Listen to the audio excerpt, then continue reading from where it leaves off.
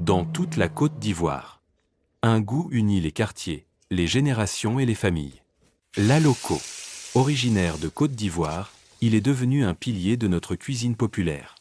Aujourd'hui, il se prépare principalement de manière artisanale, découpe avec un couteau, salage manuel, friture dans une grande marmite d'huile, vendu immédiatement, encore chaud.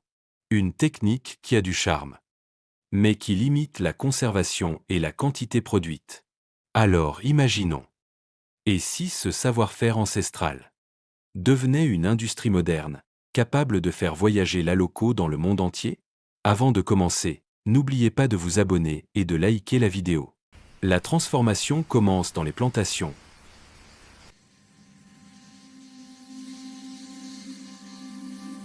Là où le plantain mûrit sous le soleil ivoirien. Demain, une récolte moderne pourrait s'appuyer sur drones surveillant la maturité des régimes. Petites machines automatisées pour la coupe.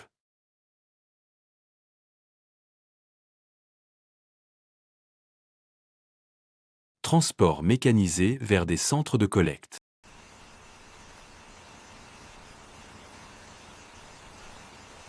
Objectif: préserver le fruit. Augmenter la productivité, réduire les pertes agricoles. À l'arrivée à l'usine, les plantains sont triés automatiquement par taille et maturité.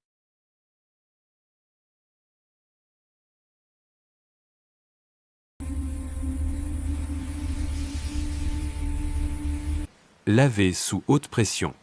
Débarrasser de toutes impuretés. Aucune manipulation humaine directe. Un processus parfaitement hygiénique et contrôlé. Une machine retire la peau avec précision, sans gaspillage. Plus rapide, plus propre, plus sécurisé que le couteau manuel.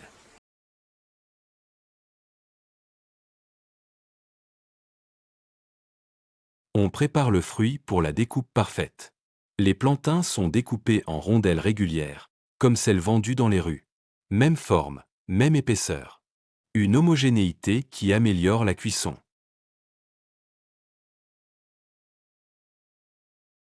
Avant la cuisson, une fine quantité de sel est ajoutée automatiquement.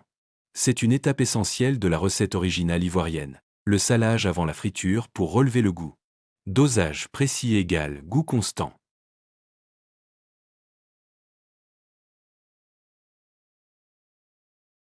Les rondelles sont plongées dans de grands bacs d'huile chauffée, où la température est constante. Le temps de cuisson est parfaitement maîtrisé. Les impuretés sont filtrées en continu. Le résultat, un aloko doré, croustillant à l'extérieur, fondant à l'intérieur. Fidèle à l'original ivoirien.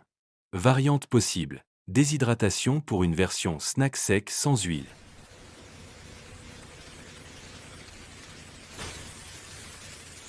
Après cuisson, l'aloko est refroidi pour stopper la friture.